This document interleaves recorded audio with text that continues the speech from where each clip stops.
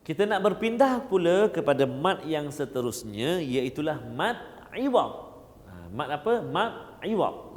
Okey. Mad iwad ialah mad gantian. Ia terjadi apabila tanwin baris atas, tanwin baris atas, ingat, tanwin baris atas yang terletak di akhir kalimah dibaca secara waqaf. Kita berhentikan bacaan kita di tanwin yang baris atas. Manakala tanwin tadi haruslah dibaca seolah-olah baris satu di atasnya, jadi baris satu je. Dan juga ada kadar mad dengan dua harakat. Ingat, baris atas saja, baris dua di atas saja. Contohnya ialah, tengok ni, kalimah syai'a. Sepatutnya syai'an, syai'an. Bila kita waqaf, maka kita akan baca dengan syai'a.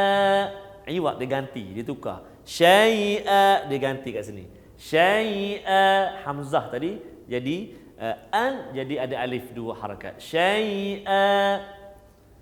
Hakiman, hakiman. Kalau kita waqaf, hakima, dua harakat. Hakima, ni jadi ni, hakima macam ni. Hudan, kalau kita waqaf dibaca dengan huda, dua harakat. Huda. Mudah saja dan banyak sebenarnya kita jumpa dalam Al-Quran. Moga-moga dapat lepas ini kita lebih berhati-hati. Seterusnya mad farq, mad farqu atau mad farqi, iaitulah terjadi apabila huruf hamzah istifham bertemu dengan hamzah wasal dalam alif lam ma'rifah. Terdapat 4 tempat sahaja dalam Al-Quran bagi hukum mad farqi ini, iaitu dalam surah Al-An'am ayat 143, 144 dan juga pada surah Yunus dalam ayat yang ke-59 dan surah An-Naml juga dalam ayat yang ke-59. Mari kita perhatikan contohnya. Yang pertama dalam surah Yunus ayat 59. Qul Allahu. Tengok cara baca dia. Lah dia kata sebelum ni baca qul Allah gitu je. Jangan. Ini kita belajar hari ini ni, bertemu hamzah istifham ni dalam dan juga bertemu dengan hamzah wasal ni. Allah dengan Allah ni kan. Iaitulah dalam alif lam ma'rifah. 4 tempat saja. Jadi kita kena kenal pasti 4 tempat ni. Yang pertama surah Yunus, yang kedua surah Al-An'am ayat 143. Qul, berapa harakat? Lupa. 6 harakat. Qul adzakaraini. Dan yang ketiga dalam surah An-Naml juga pada kalimah Allah ayat 59. A'udzubillahi minasyaitonirrajim. Allahu khairun amma yusyrikun. Baik, jadi boleh perhatikan nanti 4 tempat ini dan boleh buat ulang kaji. Ikut sama-sama. Tak dapat Ustaz ulang kaji. Tengok lagi dan tengok lagi, dapat baca sama-sama insya-Allah. Yang seterusnya, ini banyak juga kita jumpa, iaitulah mad arid lis sukun. Mad arid lis sukun iaitulah huruf mad alif atau waw atau ya yang selepasnya terdapat huruf kecuali hamzah yang dimatikan kerana waqaf. Kan terdapat huruf selepas dia tu terdapat huruf kecuali huruf hamzah, selain daripada huruf hamzah yang kita matikan untuk waqaf dengan sebab waqaf. Maka kita kena baca berapa harakat kadar dia. Sama ada 2 harakat atau 4 harakat atau 6 harakat. Jangan campur. Boleh baca berapa? Boleh baca 2, 4, 6. Dia campur 2 campur 4 campur 6.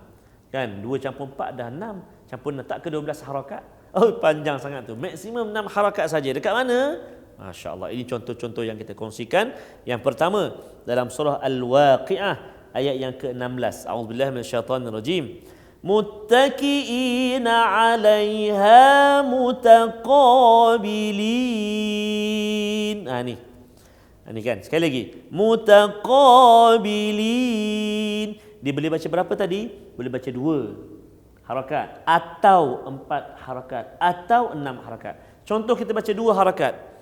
Muttaqiina 'alaiha mutaqabilin. 2 harakat.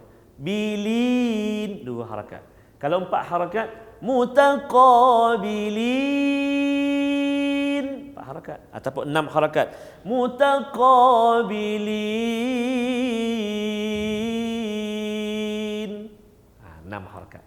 So kita pilih. Kita nak baca 2 harakat ke, 4 harakat ke, ataupun 6 harakat. Contoh yang kedua, dalam surah Ar-Rahman. فَبِأَيِّ آلَاءِ رَبِّكُمَا تُكَذِّبَانِ. Ni kat sini. Dipanggil mad arid li sukun. Tukadziban, tukadziban, 4 harakat. Tukadziban, 6 harakat. Boleh pilih ikut nafas kita, insya-Allah taala. Kita berpindah kepada maksilah pula. Maksilah tawilah. Maksilah tawilah. Sebab maksilah ni dia ada 2. Maksilah sebut dia maksilah, bukan makilah. Maksilah. Ada tawilah, ada qasirah. Ada tawilah, qasirah. Yang ini kita nak kongsikan maksilah tawilah. Iaitulah sebelum ha dhamir terdapat huruf berbaris hadapan atau bawah, dan selepasnya terdapat huruf hamzah yang berbaris. Kadar bacaannya 4 atau 5 harakat. Kadang-kadang kita baca penerangan kita tak faham. Mari kita lihat contoh dia. Ini kita perhatikan dahulu surah Al-Muzammil. Surah Al-Muzammil ayat yang ketiga. Tengok ni. Terdapat huruf yang berbaris depan. Ha dhamir ni baris depan. Ha dhamir ni baris depan. Selepasnya terdapat huruf hamzah yang berbaris. Ni. Kan? Macam mana nak baca ustaz? Panjangkan bacaan dengan kadar 4 atau 5 harakat. Satu lagi tanda dia ialah di atas huruf waw kecil ni, ini ha dhamir, tanda simbol menandakan maksilah tawilah ni, waw ni atas dia ada tanda mat. Ni. Atas dia ada tanda mat macam misai tu, kan? Ada yang kata macam misai ni. Oh, itu maksilah tawilah. Kadar baca harakat 4 atau 5. Contoh, auzubillahi minasyaitanir rajim. Nisfahu, 5 harakat. Kalau dalam surah Ar-Ra'd ayat 39. Wa 'indahu, 5 harakat juga kita baca. Contoh dalam surah An-Nisa, bihi wa kafa bihi, 4 harakat. Ataupun dalam surah At-Taghabun ayat 15, 'indahu,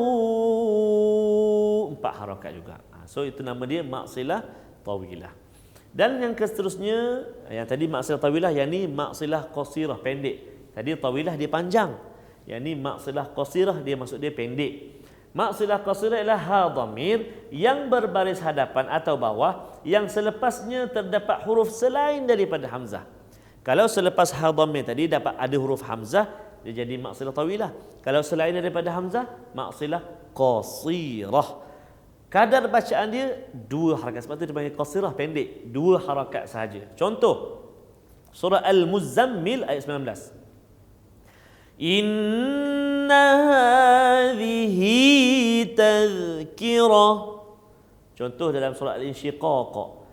Inna rabbahu kana bihi basira. Tengok, selepas huruf ha ada huruf ba, bukan hamzah, kan? Ada nama maksilah qasirah, pendek, 2 harakat. Dan yang terakhir surah Abasa ayat 21. Thumma amatahu fa'aqbarah. Amatahu fa'aqbarah, 2 harakat saja. Jadi jangan tertukar. Maksilah tawilah 4 atau 5 harakat. Maksilah qasirah 2 harakat.